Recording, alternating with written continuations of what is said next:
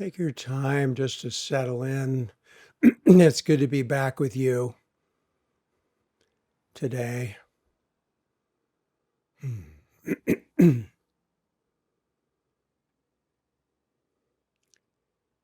interesting that you have to sort of get ready to stop. We're always so in movement in every way, internally, externally, that stopping is really, it's almost alien. Takes a while to adjust to being truly here with yourself.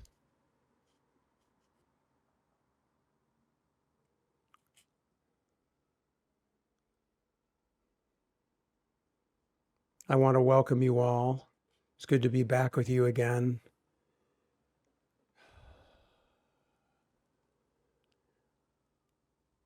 I know that I relish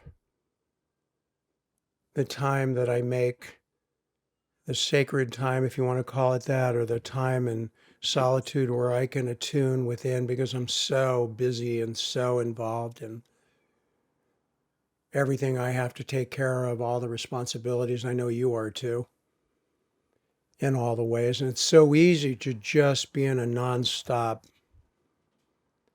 movement and treadmill. So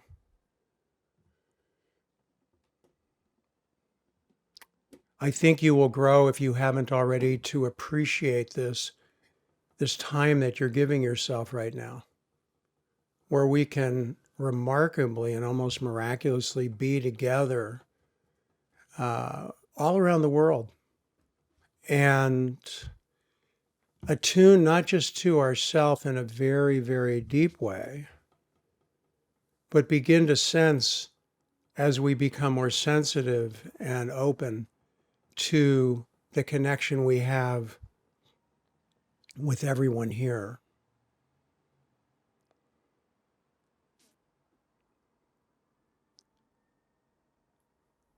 Our relative problem-solving minds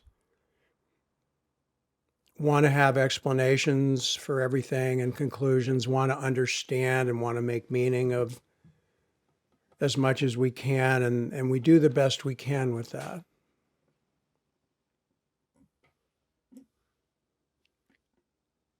But as we learn to listen and pay attention and become more sensitive within ourselves, we begin to realize that there's a much deeper mystery that life is. And that here we begin to, we begin to attune to that more and more within ourselves and with each other in a way that's beyond the ability for our relative mind to even comprehend or let alone understand. So we begin to relax into the unknown. And as we have been faced over the last 2 years and now in all the ways that we are with what's happening in our world, with so much that's unknown and uncertain and disturbing and painful,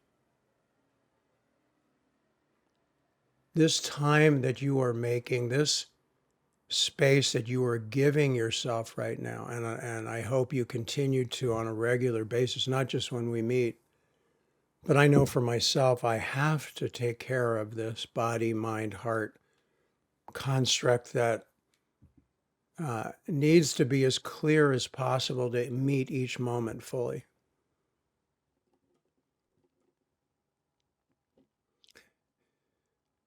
So that's just another way of saying I'm really glad to see you, and I'm glad you're here.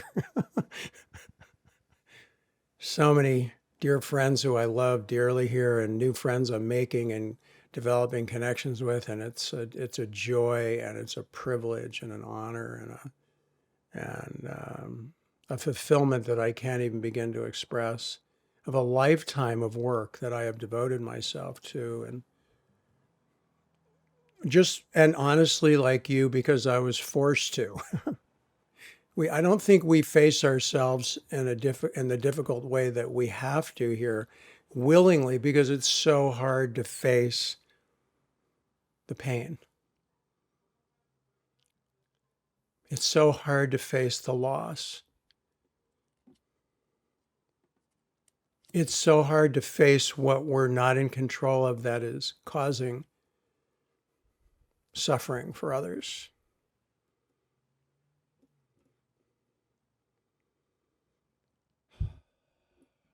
But as you learn to breathe and be with your pain and let it begin to learn to let it move through you like the human being that we are, and become healthier and more balanced as an emotional, intelligent life force on this planet. We also begin to have the privilege and the honor of experiencing the deeper light, presence, grace, awareness that we truly are. The mysterious force of all life, that we are actually one. We are that. I mean, I don't know how else to say it as simply as I can. It's not about believing that. It's obvious. Obvious. So I think our minds are so wound up and so complex and so involved with so much that I think here what I want to do is slow it down and simplify.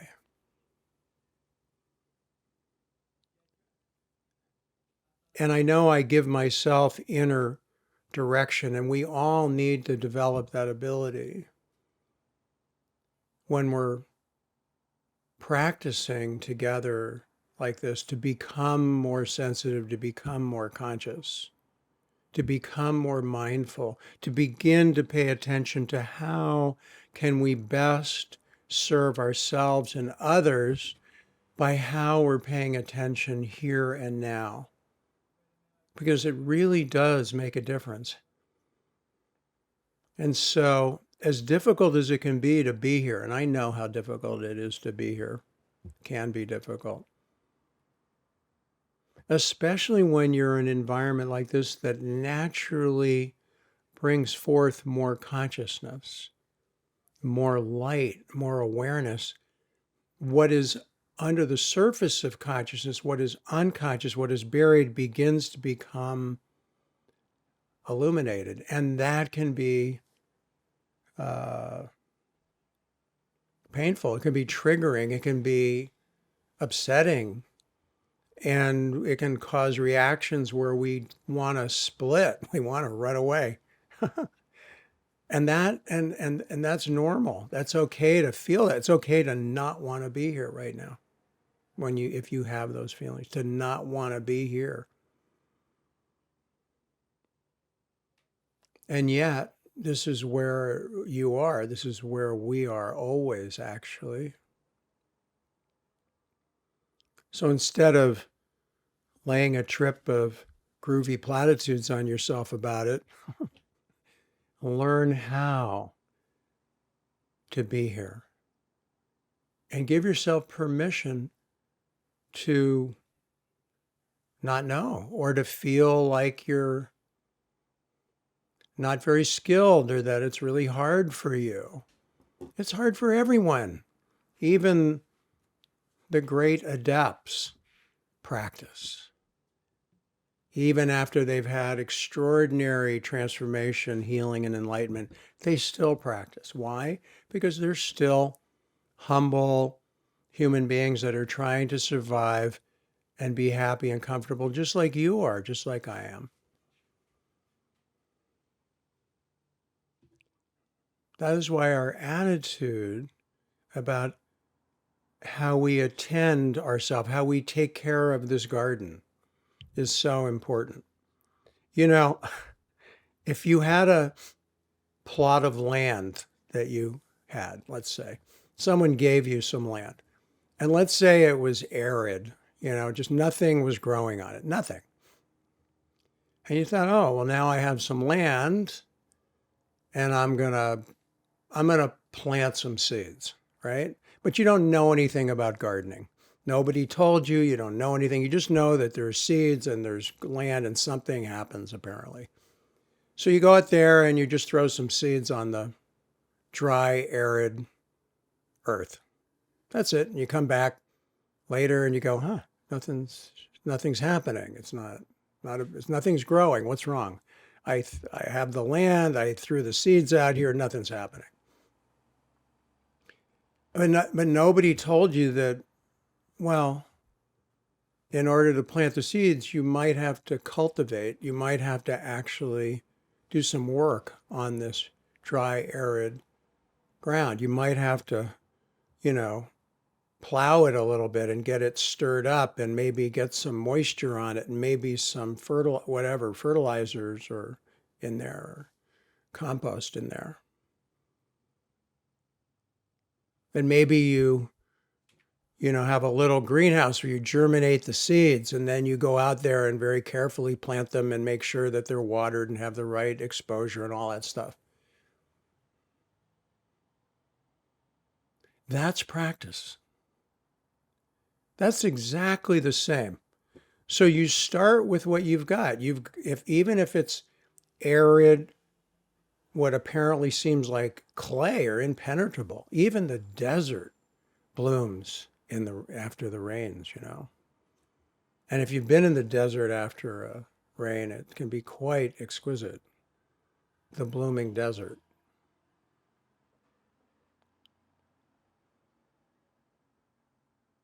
It's natural to be discouraged when you've worked as hard as you have to be conscious on yourselves, as so many have. So we need to have a perspective of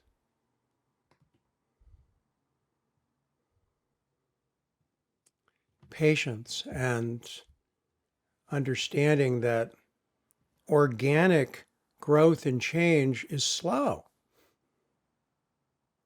Accessing awareness and presence, instant.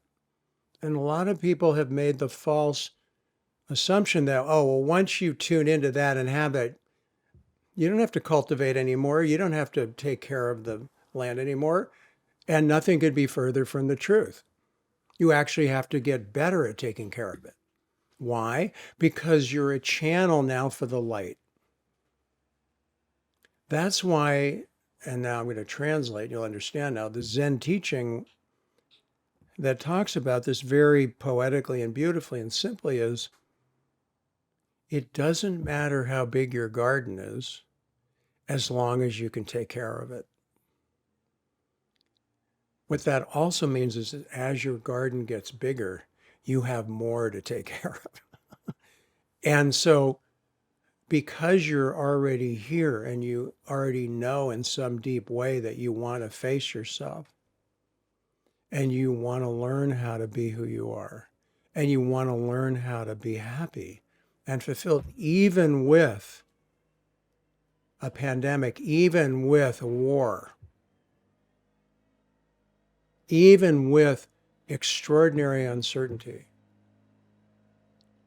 that we're learning here how to clear our grief, clear our rage, clear our anger, our sadness, our longing, so that we can be truly aligned within ourselves, within our intuitive nature.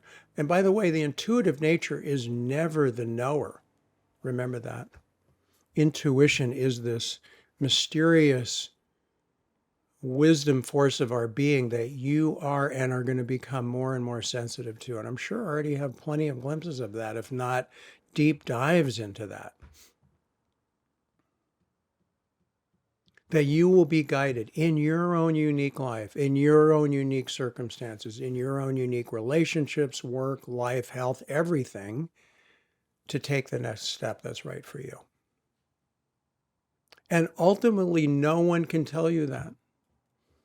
I am actually teaching you how to be free of all external beliefs and authority so that you can truly attune to the true guiding force that you are, the life force that is the mystery of our life.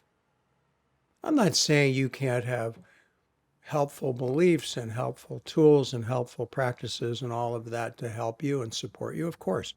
But ultimately, it's your journey and your relationship with yourself on a relative level and on a profound level.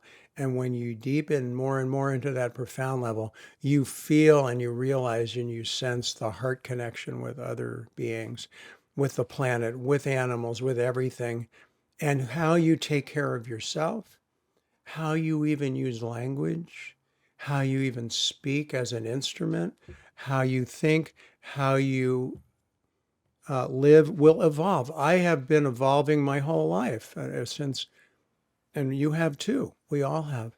And I can see since I had my first, so-called awakening at a young age, I didn't know what it was. It's taken this long to learn, and it was hard.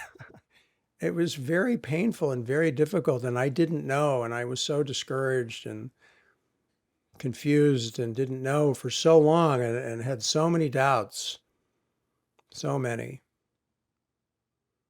But something like in you, it kept me going. And the spirit, the human spirit is extraordinary, extraordinary. We want to be free.